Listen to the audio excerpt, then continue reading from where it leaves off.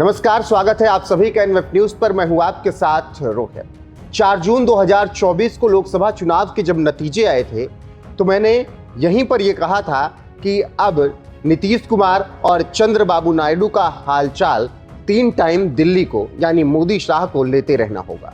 Breakfast पर, lunch पर और डिनर पर मोदी शाह को पूछते रहना होगा नीतीश कुमार से कि सब कुछ ठीक ठाक है कि नहीं, नाश्ता कर लिया, लंच कर लिया, डिनर कर लिया। और चंद्रबाबू नायडू से भी यही बातें उन्हें पूछनी होंगी क्योंकि 5 साल तक सरकार चलानी है इन्हीं के भरोसे।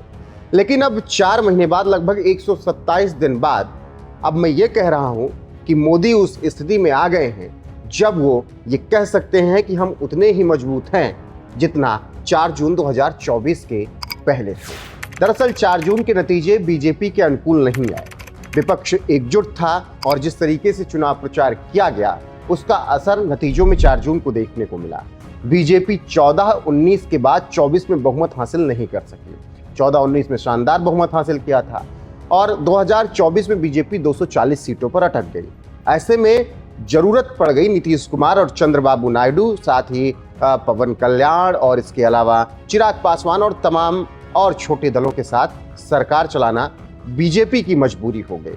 और इन 4 महीनों में आप देखिए प्रधानमंत्री नरेंद्र मोदी भी बहुत ज्यादा एग्रेसिव नजर नहीं आए। खामोश था उनका चेहरा जब वो 4 जून में परिणाम आने के बाद पहुंचे थे और जनता को उन्होंने संबोधित किया था, अपने गठबंधन के साथियों से मुलाकात की थी।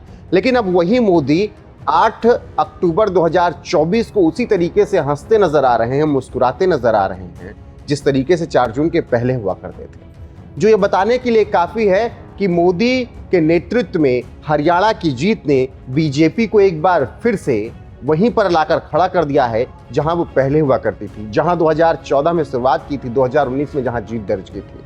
अब बीजेपी अपने सहयोगियों से यह कह सकेगी कि हम उतने ही मजबूत हैं जितने पहले हुआ करते थे, हम कमजोर नहीं हैं।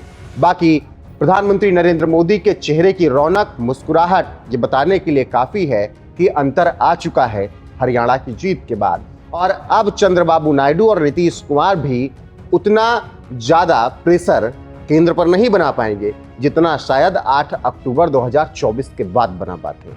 अगर 8 अक्टूबर 2024 को हरियाणा में बीजेपी हार जाती तो फिर मोदी के लिए और मुश्किलें बढ़ जाती, क्योंकि चंद्रबाबू नायडू और नीतीश कुमार फिर और ज्यादा प्रेशर पॉलिटिक्स करते गठबंधन में और उसका हवाला ये देते कि आप पहले तो लोकसभा में बहुमत नहीं ला पाए, फिर हरियाणा में भी आप सीधी फाइट में कांग्रेस से हार गए। लेकिन हरियाणा वालों ने बीजेपी को सिर माथे पर बिठाया और पार्टी ने भगवा लहरा दिया, जिसके बाद अब बीजेपी के पास अपने सहयोगियों से कई बातें कहने के लिए है। अगर नीतीश कुमार प्रेशर देते हैं, अगर चंद्रबाबू नायडू प्रेशर देते हैं तो उसका काउंटर बीजेपी कर सकेगी। और अब बार्गेनिंग भी बीजेपी से उनके सहयोगी शायद उतना नहीं कर पाएंगे जितना हरियाणा चुनाव से पहले कर सकते थे। तो आपको क्या लगता है, क्या प्रधानमंत्री नरेंद्र मोदी, क्या बीजेपी, क्या मोदी और शाह फिर से उतने ही मजबूत हो गए हैं जितने 4 जून के पहले थे? कमेंट करके अपनी राय जरूर बताइएगा। वीडियो को शेयर कीजिएगा, लाइक कीजिएगा, चैनल को सब्सक्राइब कीजिएगा। बने रहेगा हमारे साथ। नमस्कार।